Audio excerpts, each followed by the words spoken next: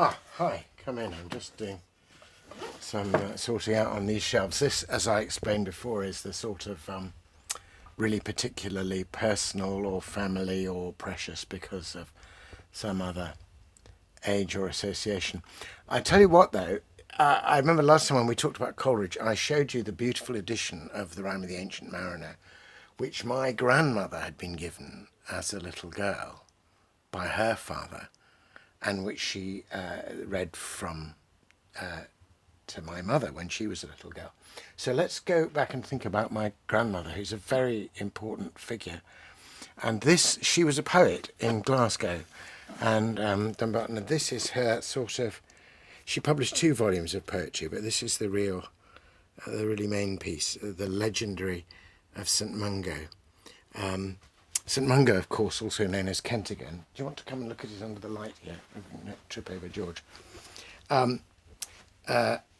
Was the patron saint of Glasgow, and these are the arms of Glasgow. Let Glasgow flourish, and all the symbols of the arms of Glasgow go back to legends about St Mungo, who's associated with a tree, a magical hawthorn, and of course you'll see the salmon with rings in their mouths.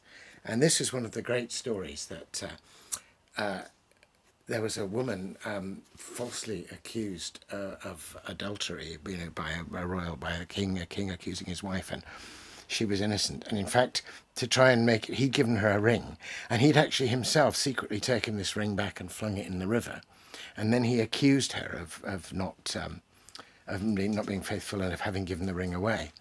And she was going to be executed, and she came in desperation to Mungo, and Mungo just calls for a fish to come, a salmon from the river, and there in its mouth is the ring, and he restores her.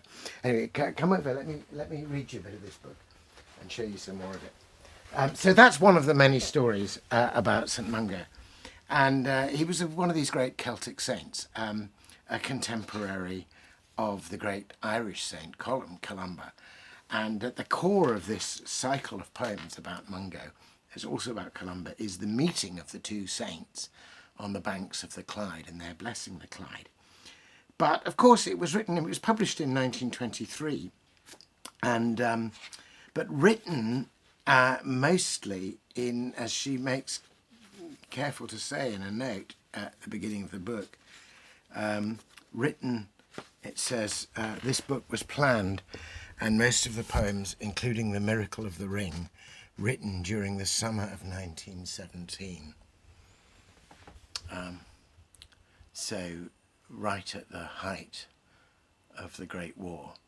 And the concerns in this book actually for peace and for a kind of wisdom and stillness over against technology is very strong. And let me just give you a flavour of it. I think it's quite good poetry. I mean, I would say that she's my grandmother, but this is part of the fountain where poetry flows from and through in my family. It starts actually with a little prelude. Well, it's got a dedication. She dedicated it to her husband, who was something more of a skeptic than she was. So she dedicated it to JHM, who disbelieves in legends and disapproves of saints. So they had a nice kind of sparring relationship. But in the prelude, she addresses the very question of whether we should tell these wonderful, miraculous stories of the old saints and whether we're right to be moved by them. And she very much defends the power of the imaginative story over against the sort of reductive analysis. And I was rereading this recently, and I realised that a lot of what I've written academically in defending the imagination as a truth-bearing faculty, and particularly in resisting a kind of cold, atomizing, materialist, kind of dismissive take on reality rather than a larger and more mysterious one, that a lot of this is all here in this poem.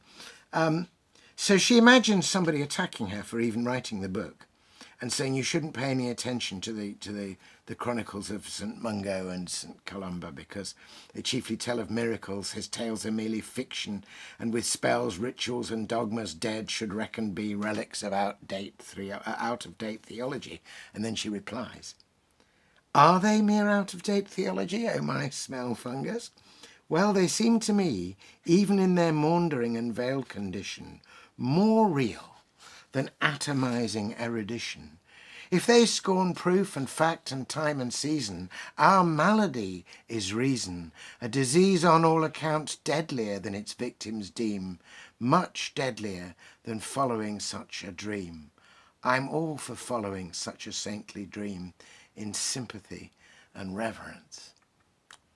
Hear through this song ring bells that never rang. Hear through this song sing birds that never sang, and so on. It's wonderful. So she makes a defence of the imagination, and then she does this very powerful imaginative account, which is done as a series of separate poems and songs, one of which wound its way into my life as a very little babe. I don't remember, because she died, my grandmother, when I was about 2, and I was born in Nigeria, so there was only a very brief time when we came over to Scotland when I was a little boy, and my grandmother cradled me. And apparently she sang to me as a song, the Cradle song that she'd written for St Mungo, for St Cerf, singing for the little, because Mungo, of course, is a miraculous baby who's found in a boat and rescued, and and anyway, she then taught it to my mother, and my mother used to sing it to me. And it goes like this. Faggots of fern and bundles of rushes, hey ho baby, just fished from the sea. Tell your beads over and over and over. That's what the bees sing at work in the clover. The lark high above carols serve and be free. Faggots of fern and bundles of rushes, little brown mouse in a hole by the sea. Always believe 'tis the best of all weather. That's what the bees sing at work in the heather. Though the gulls tell of storms that may toss you and me. And I remember my mother going, that's what the bees sing, and at work in the heather. So that sort of wound its way. Much later in my life, I'll tell you that's another story, I came to have a kind of connection with the other saint celebrated in this book, St Columba, St Columb, after whom I'm called. Malcolm means servant of Columba. Columba, of course, means dove. But what I wanted to read you, because it really struck me, I think I hadn't noted, really, what it meant to say that these poems were written in 1917 until I was reading them again. And there's a wonderful segment in blank verse called Mungo in Meditation, which I think has a lot of my grandmother's own feel for what meditation and prayer are about. And here's Mungo hearing the sound of the bell and coming to prayer. There's Brian at the bell, the hour of prayer. Be thanked, O Son of God, for peace, the dove, whose wings still flutter like the low bronze note that summons us to meditation, throbs its solemn blessings out on tranquil air. For peace, the dove, that lights when low we lie before thy bleeding feet, who trod these ways, then hung upon the sacrificial tree to see and do, in stillness of deep pain, all that for men which yet they had not done, all only suffering of a God can do. Christ of the bleeding feet, the pierced side, shed light upon me from thy closing eyes, shed peace upon me from thine agonies, shed strength from weakness that triumphant dies. It's really quite powerful stuff, and you can think of, practically the guns sounding across, from the Somme and the battles. And the prayer goes on and finishes, O Christ, thou knowest how my will is thine, my will in death as life, in mind and heart. I reach unto thy strength to make it mine. The dove of silence lights upon the cross. Prayer rises past all speech. In Christ I rest. That's wonderful, I think. So there was my grandmother imagining herself into the mind of this Celtic saint and making prayers which now her grown-up grandson can sing and make his own prayers. So I'll just read you one last little bit, which is about Columba. She has a moment when she imagines the two saints, Mungo and Columba, standing, the Irish saint and the Scottish saint, standing on either side of the River Clyde. And she has a wonderful bit where she imagines Columba foreseeing Glasgow, foreseeing the great city, foreseeing the shipbuilding. Her other volume of poetry is called The Shipbuilders and Other Verses, and her family were involved in shipbuilding on the Clyde. So this is Columba blessing Clutha's stream, the Clyde. Blessed be this stream, o' which I passed to greet my brother Kent again, that laves my feet clean of all dust of travel. May it be rich in the scaled silver harvest. May it hear ever about its banks gold store of grain. Further, I see the great stream that receives its slender tide, and sight grows trouble there with unfamiliar things, with hosts and powers out of the future, forests bare of leaves, and men who toil to fashion mighty ships by light of prisoned suns, with leaping flames and clanging hammers, whose resounding blows shiver the ears of sense.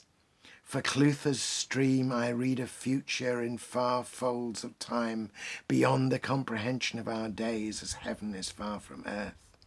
My blessing goes forth o'er this stream, and over the fair land it nourishes. Amazing thought of this Celtic saint. And in this final passage, she's reaching out from that time to this, and somehow hoping, I think, that the wisdom of these earlier times might have something to say to the industrial age and to the terrible war that was going on just across the way in France.